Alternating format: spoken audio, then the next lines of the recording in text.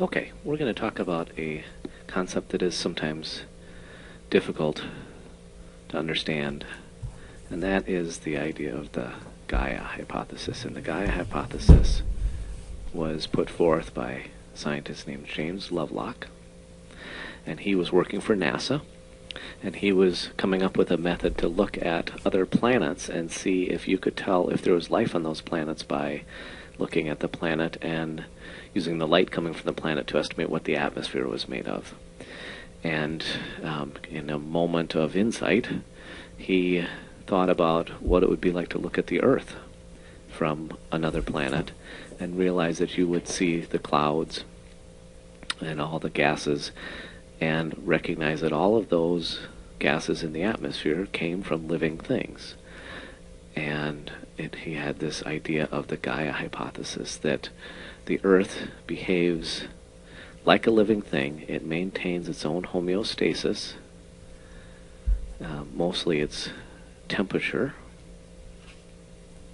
and it keeps it constant.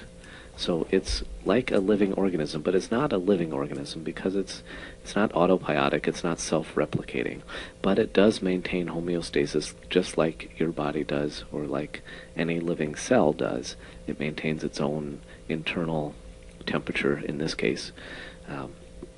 And he began to think about, well, what does that? And it's kind of a chicken and the egg question, because we often think of life evolving on Earth, and the Earth was here first, and the geology of the Earth was here first.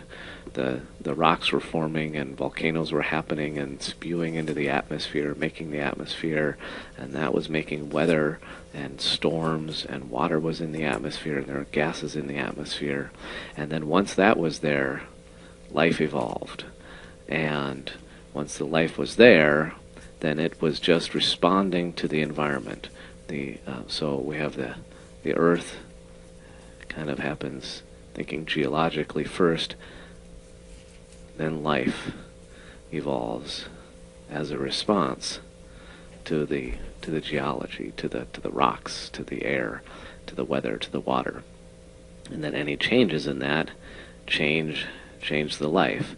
And Lovelock came along and said, well, wait a minute, maybe they're in concert together. So that's where the idea that what came first, the chicken or the egg, the life or the planet. And so consider we have our animals. Here's our squirrel, and our squirrel is breathing out CO2. The plant takes in CO2. The plant is breathing out O2, and the animal takes in the O2. Some of the CO2 goes into the atmosphere. Some of the oxygen goes into the atmosphere. The animal is also breathing out water. The water goes up into the atmosphere. The rain comes down as water, and the water goes back into the plant. And then the animal eats the plant and gets some of the water as well as some of the proteins. And so they are all interconnected with each other. And not only are the plants and the animals interconnected with each other, but they are in interaction with the atmosphere.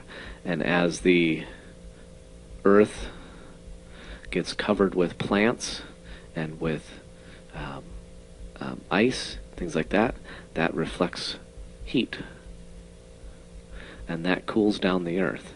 And life responds by evolving animals and plants that can survive a cooler planet, or the amount of plants reduce, or the amount of ice changes, and more heat can get absorbed, and that raises the temperature a little bit. And so we end up with the Earth is governed by a thermostat and maintains homeostasis.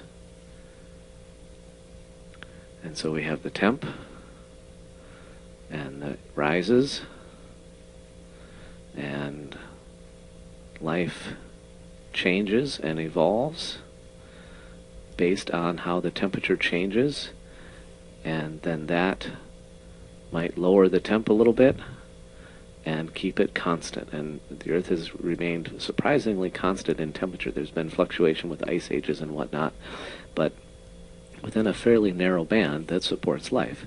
And so we see this as a negative feedback loop, just like we've talked about before. And so the Earth maintains its own homeostasis through a negative feedback loop.